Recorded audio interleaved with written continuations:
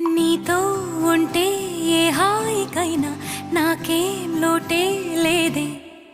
అదుగు ఆ మాటే అంటోంది పూటే సంతోషమంటే మనమేనని. ఇదిగో ఈ ఆటే ఆడే అలవాటే మానేయవేంటో కావాలని. నువ్వే ఉంటే చాలే మరిచిపోనా ఓనమాలే.